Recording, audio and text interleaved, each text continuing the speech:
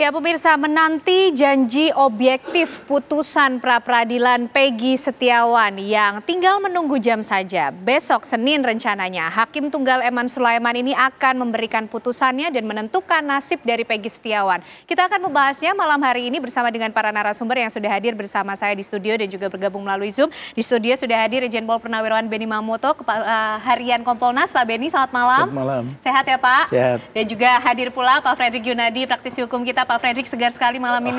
Terima kasih. Sehat ya Pak? Sehat. Dan juga Pak Ahyar Salim, pakar hukum pidana kita malam. Pak Ahyar. Malam. Sehat ya Pak? Sehat. Dan bergabung juga melalui Zoom ada Tony RM, kuasa hukum dari Peggy Setiawan. Pak Benny, melihat rangkaian pra-peradilan yang sudah berlangsung dari kemarin Senin sampai Jumat, besok Pak yang kita nantikan putusan dari Hakim Eman Sulaiman. Tapi kalau dari Kompolnas sendiri melihat rangkaian yang ada ini seperti apa? Yang pertama kita semua sudah mengikuti ya melalui media karena siaran langsung juga. Masing-masing pihak penggugat sudah menyampaikan bukti-buktinya, kemudian sudah ditanggapi dari pihak tergugat. Nah, sampai dengan terakhir penyerahan kesimpulan hari Jumat. Nah, besok kita nunggu bagaimana keyakinan hakim atau penilaian hakim atas bukti-bukti yang sudah disampaikan. Memang menarik ketika Hakim Tunggal ini mengeluarkan pernyataan ya. Saya tidak bisa ditekan oleh siapapun, dipengaruhi oleh siapapun. Saya demi Indonesia. Ya. Ini menarik sekali dan kita berharap bahwa besok itu benar-benar terwujud kebenaran dan tegaknya keadilan.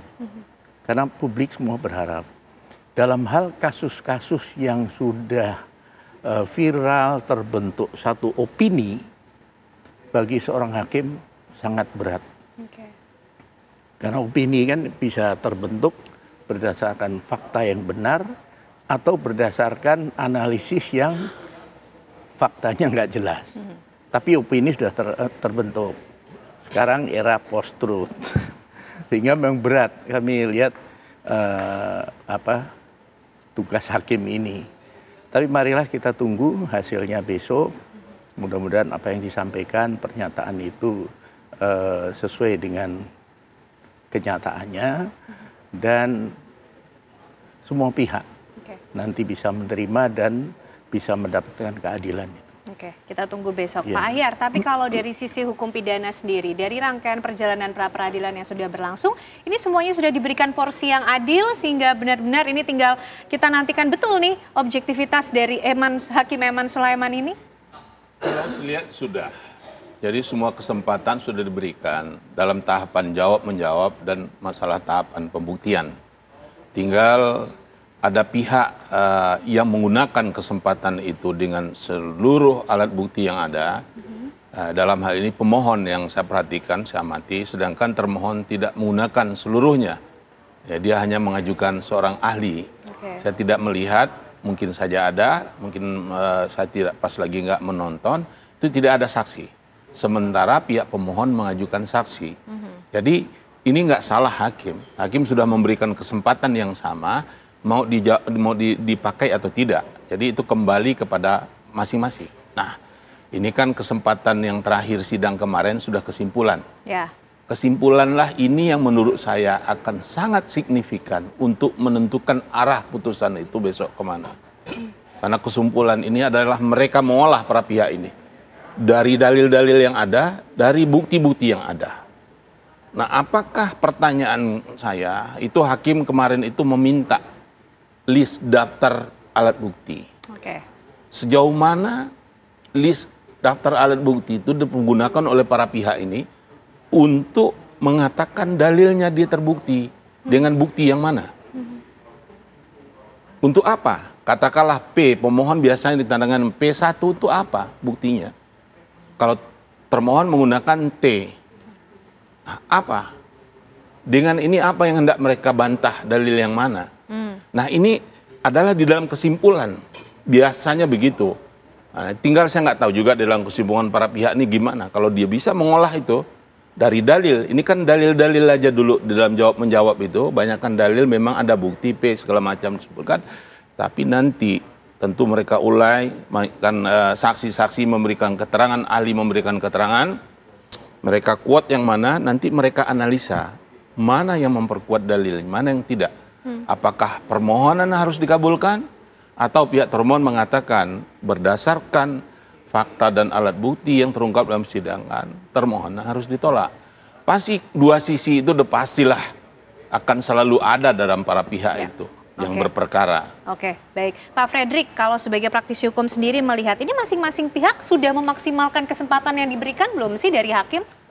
Kalau saya melihat, saya baca, saya mendengar, itu memang pihak termohon dalam hal ini, pihak Poldanya itu masih kurang maksimal.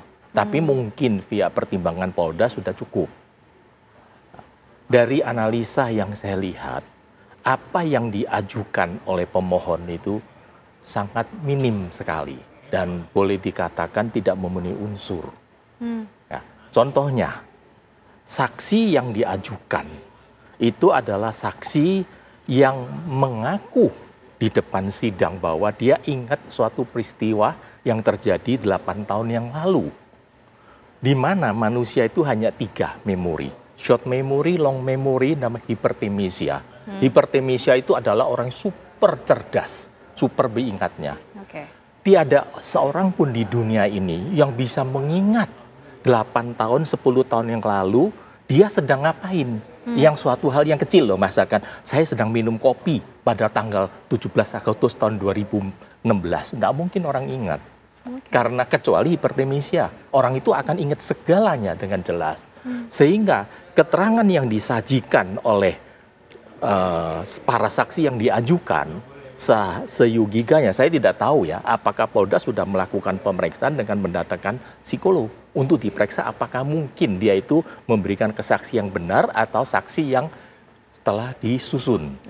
Nah, kedua juga, ada suatu hal yang tidak impossible menurut saya, pengalaman saya kan, menunjukkan bukti pembayaran slip gaji 8 tahun yang lalu. Saya nggak usah tanya Mbak sendiri 8 tahun yang lalu waktu di TV One slip gaji disimpan, nggak nonsen orang menyimpan. Apalagi seorang kuli bangunan bisa menyimpan. Jadi keabsahan daripada itu kan bisa dicek. Suratnya itu tahun berapa, kan kelihatan dari tinta puslever itu hebat sekali, dia bisa mengecek menurut saya. Terus ketiga, saksi ahli yang diajukan oleh pemohon itu kan mungkin menurut saya kenal beliau ya, dia bukan ahli pidana. Kalau mungkin ya setiap orang, saya juga boleh ngaku saya ahli korupsi, ahli apa, kayak semua orang boleh ngaku ya. Tapi yang memberikan keahlian itu kan daripada akademis. Bukan saya yang memberikan, saya ini siapa begitu kan.